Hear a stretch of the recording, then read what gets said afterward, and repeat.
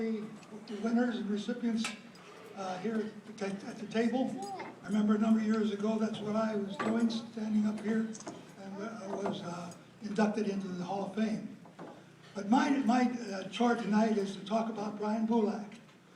40 years at the University of Notre Dame, a man for all seasons. He coached, he did a little bit of everything over there.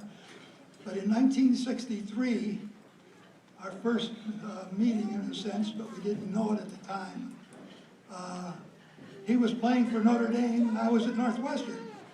A year later, I was at Notre Dame and I was coaching and going to be a part of Brian Boulac. Terrific guy. I started out by hiring him as a, what was it, a graduate assistant, was it, for the first year, Brian?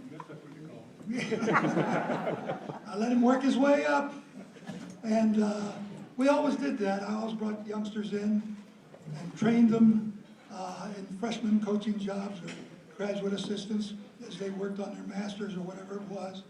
And Brian was there, and I was new to me, of course, and I saw what I wanted in a coach. A lot of enthusiasm, very intelligent, very bright, and he became the assistant graduate assistant, and he moved up as time moved forward. But it was 1964 was the first year, and then Brian had to go on, served in the military for a couple of years, was it?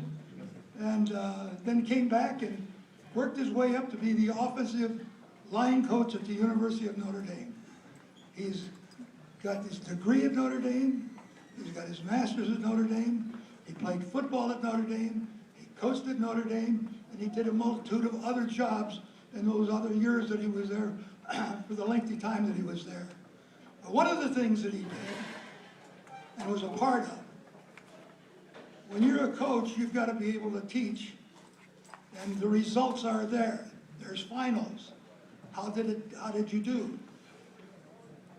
Brian had the charge of the offensive line, and there is a record Notre Dame has played a number of years. Frank Leahy, which we just heard about, Newt Rockney, which we just heard about, and Brian was the offensive line coach.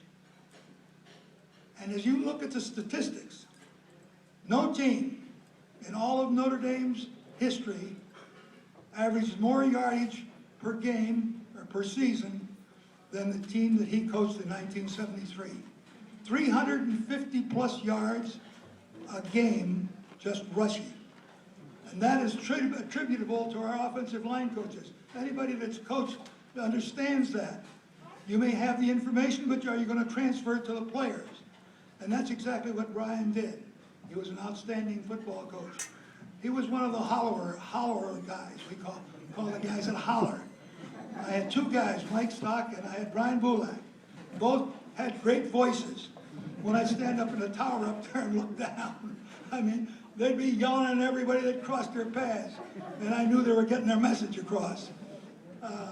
In any event, Brian did a terrific job for us, and if you look at the statistics. But that's only one half of what is important for an assistant coach.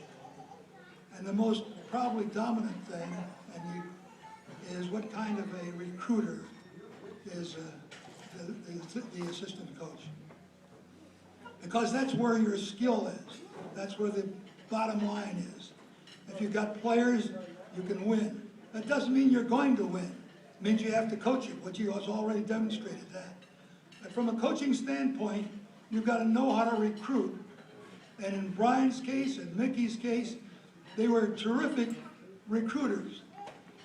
When Brian got on and started to recruit an individual, I mean, he just stuck to him like glue, stayed after him. And the people that he recruited and came to Notre Dame became those people that ran up 350 yards a game. Not only did he coach him, but he also recruited them and brought them in. I call him, you know, they have the forever stamp in the postal community. You get to use the stamp forever. That's exactly what you got when you got Brian and Mickey Boulac doing the recruiting.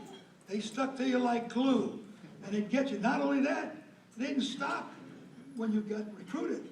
You were followed through academically, athletically. Not only that, when you graduated, you were followed in your career, you were followed in your family, and when you came back for reunions, you went to see the Boulacs, because those were, they had a relationship with all the players that was exactly what you need to have in the team. It brings about the kind of chemistry that you need to win. It isn't just one thing, it's a series of a lot of things to put together the chemistry that makes for good football players and good football teams.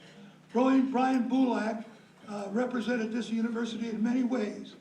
But if you were to ask him today, what did he enjoy the most? I would venture to say his football years at Notre Dame. Because he earned everything that he's received, and you got the right guy tonight to honor. Ryan, congratulations to you. Thank you.